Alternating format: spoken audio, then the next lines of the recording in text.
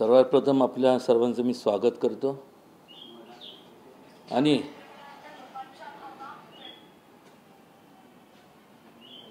छत्रपती शिवाजी महाराज हे एकमेव असा एक राजा होऊन गेला किंवा अशी एक व्यक्तिमत्व होऊन गेलं ज्यांनी सर्व धर्म समभावाचा विचार दिला। राज्यकारभारामध्ये लोकांचा सहभाग असावा हा दुसरा विचार, म्हणजे खऱ्या अर्थाने लोकशाहीचा जो ढाचा आहे तो ढाचा रचण्याचं काम छत्रपती शिवाजी महाराजांनी केलं आणि त्यामुळे त्यांची तुलना कोणाबरोबर होऊ शकत नाही आणि कोणी करूही नाही। पण मात्र निश्चितपणे मला या ठिकाणी आवर्जून सांगावंसं वाटतं की त्यांचे विचार आचरणात आणण्याचं काम राजकीय पटलावरती जर पाहिलं, वेगवेगळ्या पक्षांच्या सत्ता आपण पाहिले, पण नरेंद्र मोदीजींनी भारतीय जनता पक्षाने त्या पक्षाचा घटक म्हणून मी किंवा खासदार या नात्याने मी बोलत नाही, पण एक व्यक्ती म्हणून मला या ठिकाणी सांगावंसं वाटतं की छत्रपती शिवाजी महाराजांचे विचार जास्तीत जास्त आचरणात आणण्याचं काम मोदीजींनी केलं। त्याचबरोबर जी नागपूरमध्ये जी दंगल जी घडली, जो राडा झाला, त्याचं समर्थन कोणीच करत नाही। किंवा लोकांनी विचार केला पाहिजे, जे मूठभर जे लोक जे व्यक्ती केंद्रित असतात त्यांना आणि वैयक्तिक स्वार्थाने जे पेटून उठलेले असतात त्यांना त्यांची कुठली जातपात नसते आणि अशा लोकांना ठेचण्याचं काम समाजाने केलं पाहिजे, कारण की त्यांना कुठली जात नसते आणि ह्या संपूर्ण देशाला हा आपला जो भारत देश आहे याची जर अखंडता जर राखायची असेल तर केवळ आणि केवळ छत्रपती शिवाजी महाराजांचा विचारच या देशाला अखंड ठेवू शकतो, कारण की त्यांचे विचार एकात्मताचे, युनिटीचं त्यांचे विचार होते, सर्वधर्म समभावाचा विचार होता आणि त्यांच्या विचारच आपल्याला या देशाला भविष्यकाळात देखील मोठ्या उंचीवर आणि महासत्तेकडे घेऊन जाणार। कोणतरी खासदार सुधांशू त्रिवेदी, खासदार प्रदीप पुरोहित, प्रशांत कोरटकर, राहुल सोलापूरकर हे सगळे जे लोक आहेत भाजपचे निगडीत आहेत आणि छत्रपती शिवाजी महाराजांबद्दल प्रत्येक वेळेस आपण पाहिलं तर यांच्याकडनं काहीतरी वादग्रस्त वक्तव्य केलं जातं, छत्रपतींचा अपमान करण्यासाठी केलं जातं। पक्षाच्या वतीने यांना ताकीद नाही, यांच्यावरती काहीतरी कारवाई तरी होत दिसत नाही। एक ह्या ठिकाणी आवर्जून मला सांगावंसं वाटतं की राज्य शासनाने आणि केंद्र शासनाने लवकरात लवकर छत्रपती शिवाजी महाराज असतील, छत्रपती संभाजी महाराज असतील, ह्यांचा शासन मान्य असणारा इतिहास त्यांनी प्रकाशित करावा। त्यामुळं कुठल्याही प्रकारचा गैरसमज ह्या संपूर्ण समाजात किंवा लोकांमध्ये होणार नाही आणि जे नावं आता आपण घेतले त्यांना तर म्हणजे आणि त्यांचं जे वक्तव्य ते जेवढ्या लाईटली जे बोलतात तर त्यांना शासन हे होणं गरजेचं आहे, हे मी ह्या अगोदर पण मी सांगितलं आहे आणि त्यांच्यावरती कारवाई होणं गरजेचं आहे आणि झालीच पाहिजे। नाही पण राज्यात तुमचं सरकार आहे, केंद्रात तुमचं सरकार आहे, असं असताना देखील या ज्यांची नावं आपण घेतली, ज्यांच्याबद्दल आपण बोलताय त्यांच्या कुठलीच कारवाई नाही। प्रत्येक वेळेस त्यांना मस्त मुभा मिळते, जामीन मिळते तुमच्या पक्षाचे आणि त्यांना अटक देखील होत नाही, ते पळून जातात, त्यांचे मोबाईल जमा केले जातात, ते पूर्ण सॉफ्ट असतात। हे राज्यात काय सुरू आहे? एक लक्षात घ्या, कायद्यात बदल करणं गरजेचं आहे, कारण ह्या लोकांना मी मागासवर्गीय जे बोललो होतो ह्यांना पात्र यांच्यावर गुन्हा दाखल करणं गरजेचं आहे. किमान 10 वर्षापेक्षा जास्त 10 वर्षाची तरी शिक्षा अशा लोकांना सक्त शिक्षा लागू केली जावी आणि जास्तीत जास्त त्यांना शासन व्हावं. पण हे बोलत असताना अनेकदा आपण पाहतो अलीकडच्या काळात जे काय महिलांवरती जे अत्याचार होतात किंवा त्याच्यावरती जे म्हणजे बलात्कार होतात, अशा वेळेससुद्धा लोक म्हणजे त्या लोकांना सुद्धा ज्यांनी केलं आहे त्या लोकांच्या बाजूनी सुद्धा वकील उभे राहतात. आणि ह्याच्यावरती कुठला तरी चांगला कडक कायदा केला पाहिजे, तरच या संपूर्ण ह्याला आळा बसणार आहे. मंत्री आहेत देवेंद्र फडणवीसांना सध्या जे टार्गेट केलं जातंय नागपूरच्या दंगलीनंतर, सगळ्यांनी म्हटलंय की मुख्यमंत्र्यांवरती आरोप हे विरोधकांकडून केले जात आहेत आणि विशेष म्हणजे विरोधक म्हणतात की दंगली घडवण्यामध्ये या सत्ताधारी पक्षाचाच हात आहे, यांचेच मंत्री जबाबदार. तुम्ही काय सांगा? देवेंद्र फडणवीस यांना अडचणीत आणण्याचा काही लोक पक्षातले प्रयत्न करतात, मित्र पक्षातले त्यांचे सहकारी. नाही, असं काही नाही आहे. एक लक्षात घ्या, स्वातंत्र्य ह्या देशाला मिळाल्यानंतर जर आपण मागं वळून जर पाहिलं, जेव्हा काँग्रेसची राजवट होती त्यावेळेस दंगली भरपूर व्हायच्या आणि त्या मानाने त्याला मोठ्या प्रमाणावरती आळा घालण्यात आलेला आहे. पण ही जे व्यक्तिकेंद्रित लोक असतात ते कुठल्याही समाजाचे किंवा कुठल्याही पक्षाचे नसतात. त्यांचं वैयक्तिक स्वार्थ विकृती असते आणि ही विकृती ठेचण्याचं काम हे कुठल्या पक्षाचं नाही तर एकंदरीत संपूर्ण देशात राहणाऱ्या प्रत्येक नागरिकाचं आहे असं मी समजतो.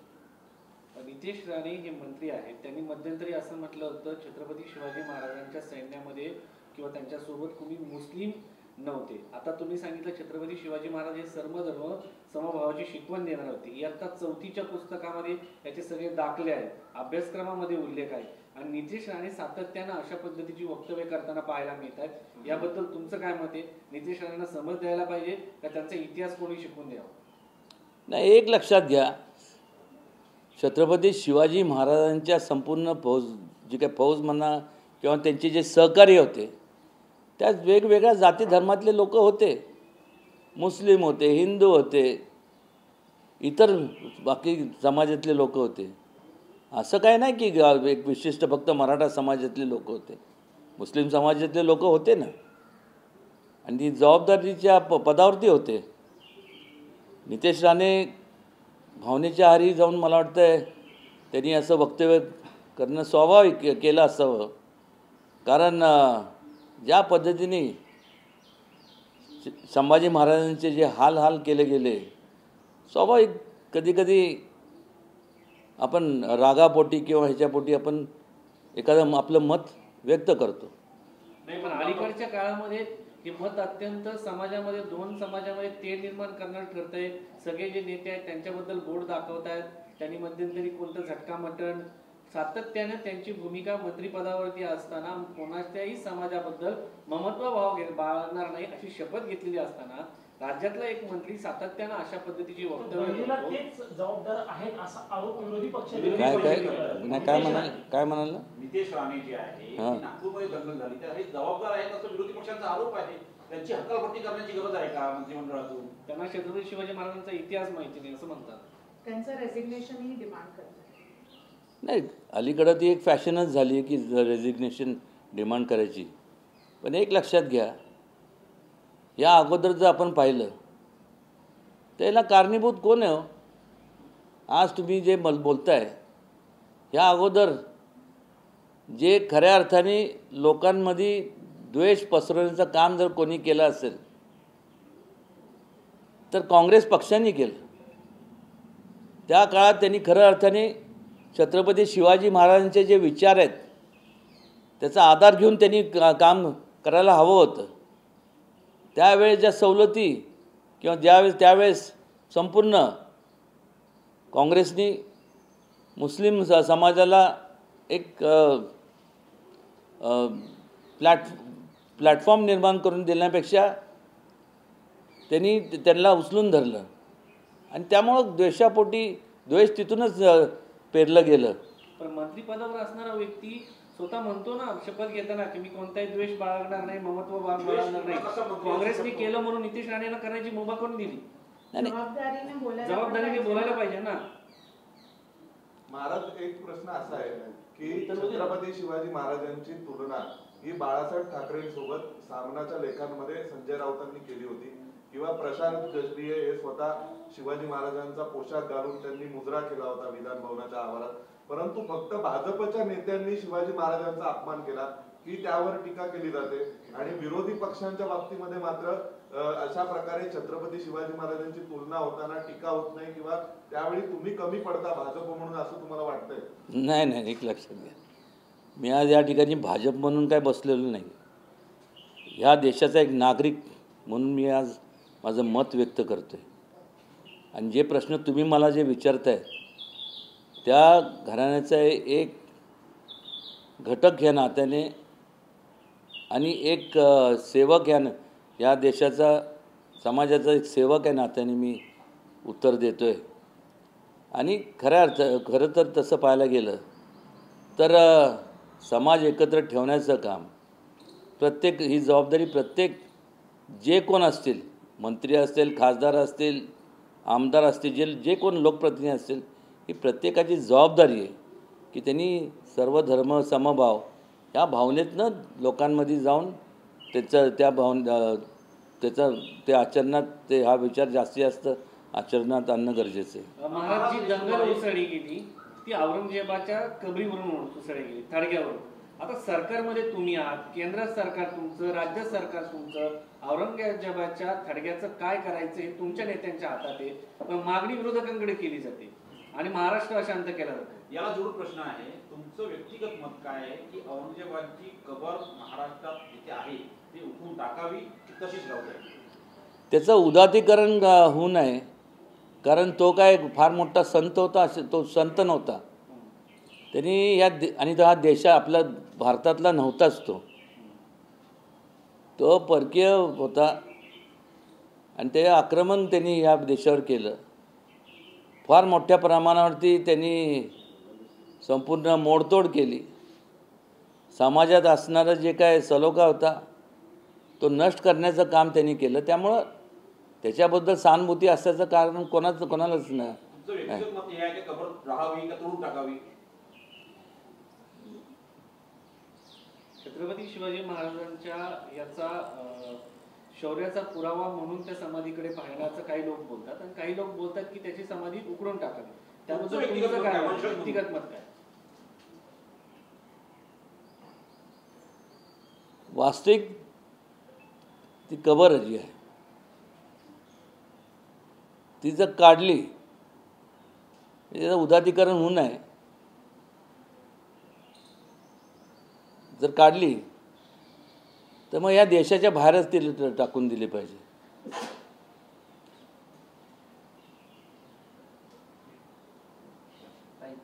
सर एक मिनट, हिंदी में जानना चाहिए. नहीं हिंदी नहीं, रुकिए सर, रेडी आहे ना? सर 2-3 प्रश्न असे आहेत. एक आपण बघितलं तर अरबी समुद्रात छत्रपती शिवाजी महाराजांच्या स्मारकांना घेऊन खूप काय झालं. मोदी आलेले, पंतप्रधान मोदी आलेले, त्यांनी भूमिपूजनही केलं. पण त्याचं कार्यालय सध्या खूप वाईट परिस्थितीमध्ये आहे. तिथे केबिन जे आहेत ते फुटलेले आहेत, पेपर्स इथे तिथे आहेत, करोडो रुपये खर्च केले गेले आणि वाटचाल काय, एक प्रश्नचिन्ह आहे. आपण जो मला प्रश्न विचारला त्याला मी काय बगल देत नाही, पण त्याचं ऑफिस मी काय पाहिलं नाही, त्यामुळे त्याबद्दल बोलणं ते तिथं भेट निश्चित ह्या अधिवेशनानंतर भेट देऊन नंतर आपण मला जर प्रश्न विचारला त्याचं उत्तर मी आपल्याला देईन. अरबी समुद्रातलं जे छत्रपती शिवाजी महाराजांचं स्मारकाचं बनवण्याचा जो मानस होता त्यावेळेससुद्धा 2 मतप्रवाह होते. तिथं स्मारक बनवण्यापेक्षा बनवण्यात आलं पाहिजे असं काय एक प्रवाह होता. दुसरा असा एक प्रवाह होता की जे किल्ले आहेत तिथं खऱ्या अर्थाने शिवाजी महाराजांचा स्पर्श झाला, त्या ठिकाणी तो जो असणारा जो निधी आहे त्या ठिकाणी त्याचा ते खर्च केला पाहिजे. त्यातनं 2-3 गोष्टी आपण साध्य करू शकतो. एक तर एकतर टुरिझममध्ये वाढ होईल, लोकांच्या हाताला कामं मिळतील, त्या भागाचा त्याच्यामुळं मोठ्या प्रमाणात विकास होईल आणि जास्तीत जास्त त्या संपूर्ण अशा ठिकठिकाणी जर केलं तर तिथलं लोकांचं जीवनमान उंचवलं जाईल. सर इंटरप्ट करते एकच मिनिटं याला जोडून. तुम्ही म्हणताय ते राईट आहे, बनलं तर हे सगळं होणार, पण ॲट द सेम टाइम आम्ही तुमच्या म्हणजे तुम्ही झी 24 तास किंवा ओव्हरऑल मीडियाचे पण असे रिपोर्ट्स बघा की कशा प्रकाराने कॅबिन कंटेनर जो आहे तो फाटलेला आहे, गंजलेले पत्रे आहेत, तुटलेला कॅबिन आहे. तुम्ही स्वतः भेट देणार का त्या कार्यालयाला? हो, देणार आहे. हां, त्याला थोडंसं डिटेलमध्ये सांगा, कारण की स्मारक हा प्रश्नचिन्हावर आहे. केबिनचीच अवस्था अशी आहे, मग पुढे काय? नाही, त्याच्याबद्दल आता कुठल्या स्टेजला आहे मला काय त्यातली म्हणजे मला कल्पना नाही आहे. पण निश्चितपणे हा जो प्रश्न आपण मला विचारला तो नंतर ज्यावेळेस एकदा त्याला भेट दिल्यानंतर संपूर्ण माहिती घेतो आणि जरूर आपण मला तो प्रश्न विचारा, त्याच्यावर संपूर्ण त्याचं उत्तर मी आपल्याला नक्की देईन. विरोधी पक्ष मुख्यमंत्री देवेंद्र फडणवीस यांची पूर्ण औरंगजेबाची करतात. हे तर एवढं हास्यास्पद आहे, कसं काय करू शकतो मला तेच कळत नाही. आता ज्यांनी केली त्यांचं खऱ्या अर्थाने मानसिक स्वास्थ्य बिघडलं असावं किंवा त्यांना खऱ्या अर्थाने मेडिकल चेकअपची गरज असावी. कारण की औरंगजेबनी स्वतःच्या घरातल्या लोकांचीच गय केली नाही.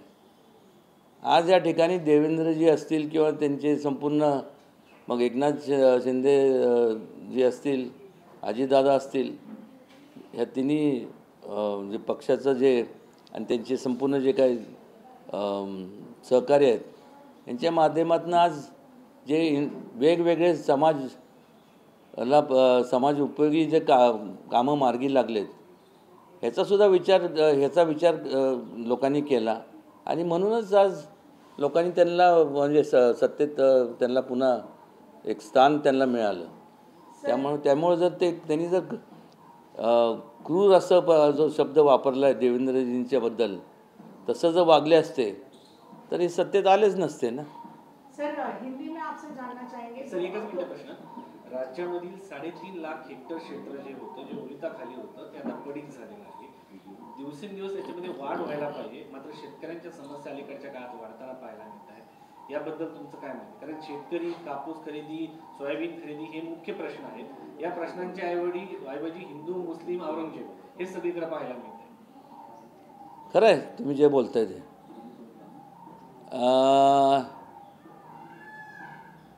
भविष्य काळात जर भांडणं जर झाले जे केवळ म्हणजे प्रत्येक ठिकाणी किंवा वेगवेगळ्या देशांमध्ये जे काय समजा युद्ध किंवा ते पाण्यावरूनच होणार आहे. कारण की आता आपण जर पाहिलं तर वृक्षांची तोड एवढ्या मोठ्या प्रमाणात होती आहे, त्यामुळं संपूर्ण ग्लोबल वॉर्मिंग ज्याला म्हणतो, संपूर्ण समतोल संपूर्ण वातावरण सगळं बिघडलं. कधी पाऊस पडतो, कधी गारपीट होती, कधी दुष्काळ होतो. त्यामुळे जास्तीत जास्त पाणी वॉटर रिझर्वेशनचं कामावरती जोर दिला पाहिजे.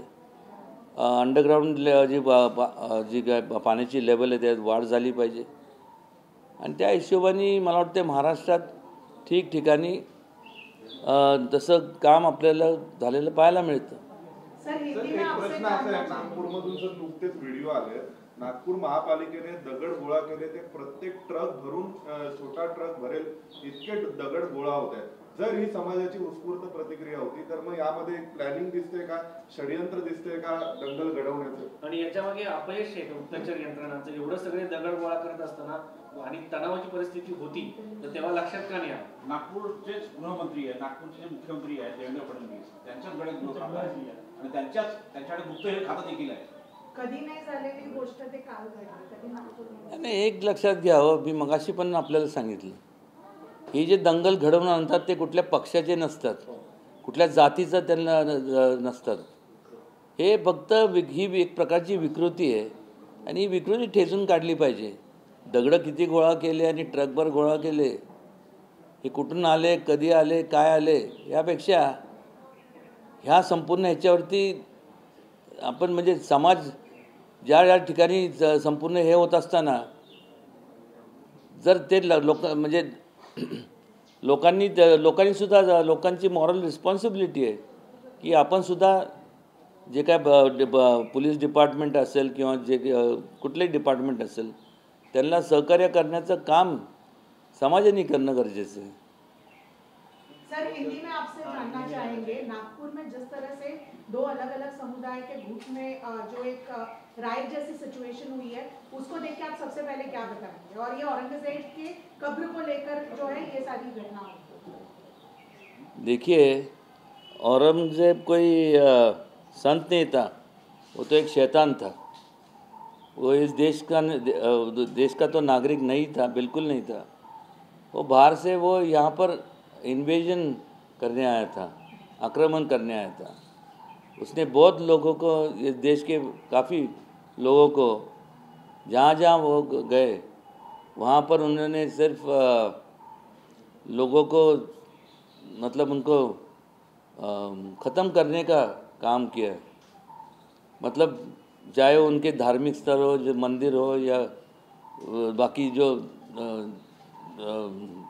जातियों के जो धर्म स्थल है उनको नष्ट करने का काम वो उसने किया.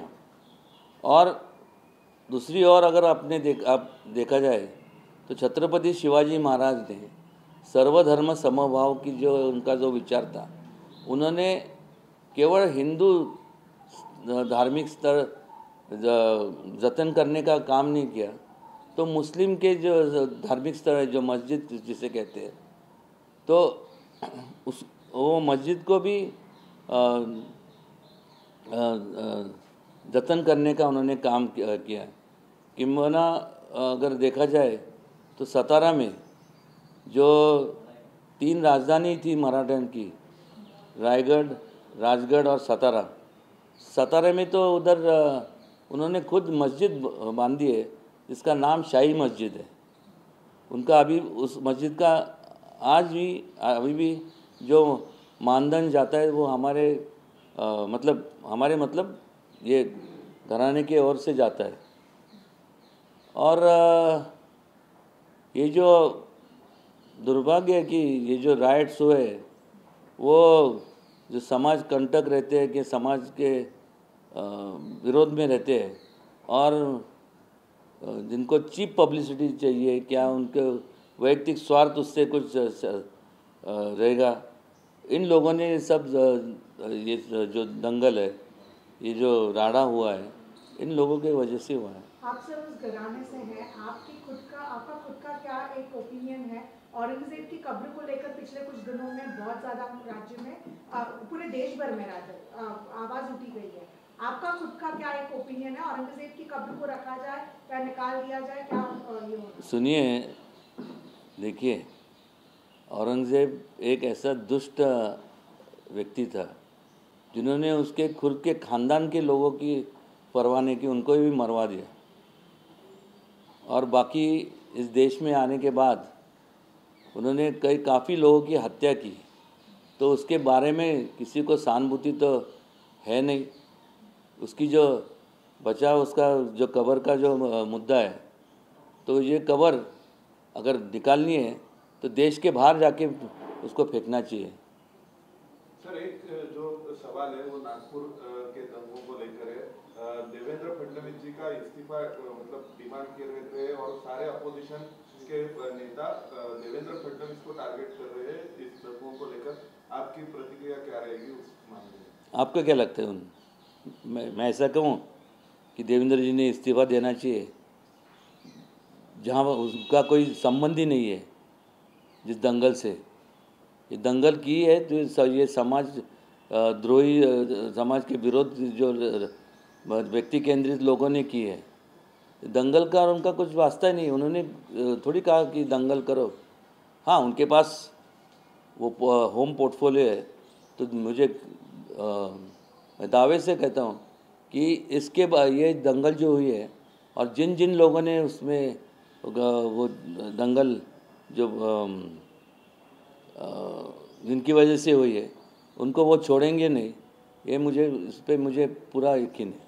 सर, पूरे महाराष्ट्र गवर्नमेंट में एक मंत्री हैं नितेश राणे, इनके जो शब्द है ये बहुत ज़्यादा पॉइजनस है। दो कम्युनिटीज़ के बीच में आग भड़काओ ऐसे भाषण कहीं ना कहीं किए गए और उसका जो रिपरकशन है वो कहीं ना कहीं नागपुर के राइट्स है, ऐसे विरोधक कह रहे हैं। पहले कांग्रेस में थे तो आरएसएस को हाफ चड्डी कहते थे, अभी इधर आ गए तो आरएसएस के बारे में अच्छी अच्छी बातें करते हैं। समाज में जिस पक्ष में जाते हैं उसकी अच्छी बात करते हैं, लेकिन समाज में तो कड़वाहट पैदा की ना। इस मंत्री के बारे में आपका क्या कहना है? नहीं, देखिए, मैं किसी का ये नहीं, किसी की बाजू नहीं ले रहा हूँ, लेकिन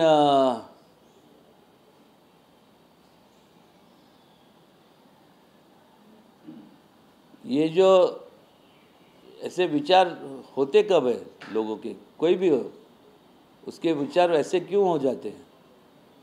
क्योंकि जब बहुत बड़े पैमाने पर जब अन्याय होता है और जब वो कहीं ना कहीं तरह उस मन में रहता है, सबके मन में सबके विचार करने के जो तौर तरीके वो अलग रहते हैं, तो उस हिसाब से उन्होंने उनका जो मत था वो व्यक्त कर दिया।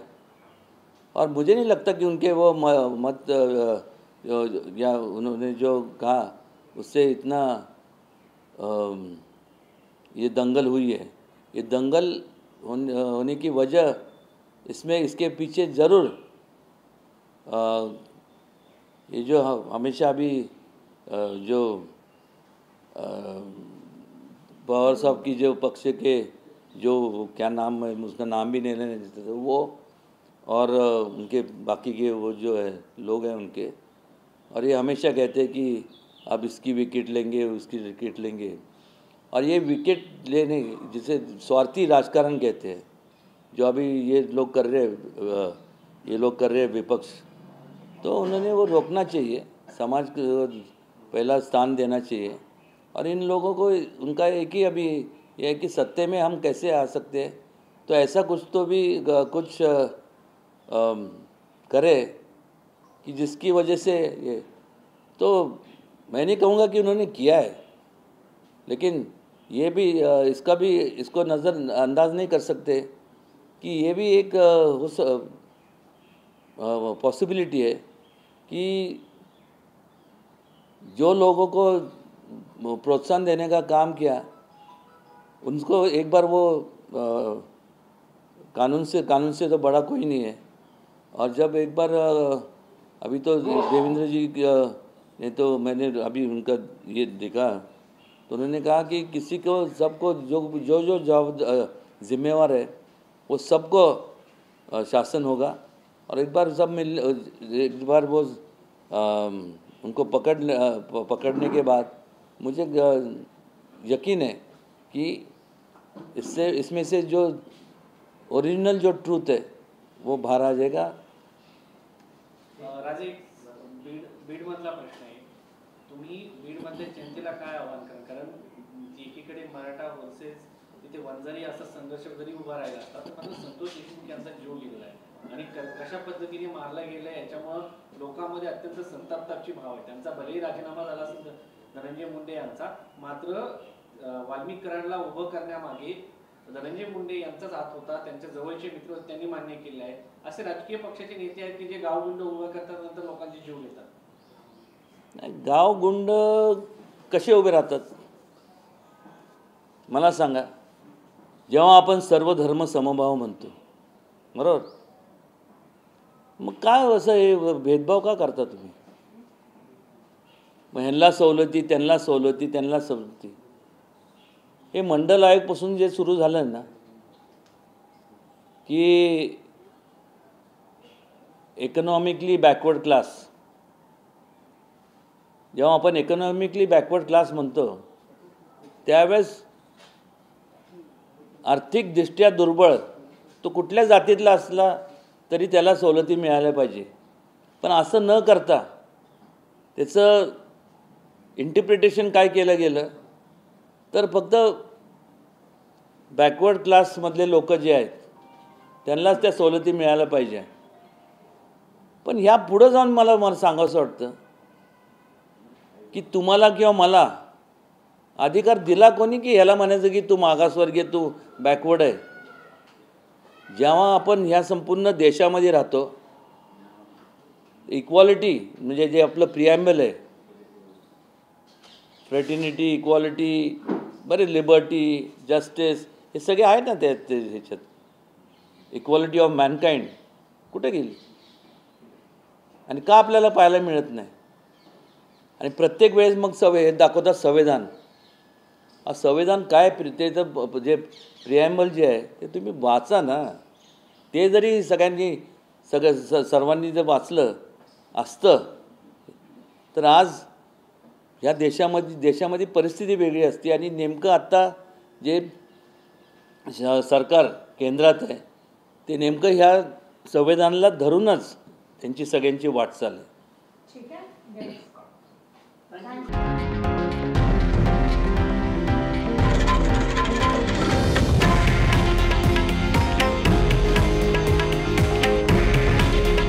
हे आहे देशातील नंबर 1 न्यूज नेटवर्क आणि आपण पाहत आहात TV9 मराठी. काळजी तुमची, हित महाराष्ट्राचं.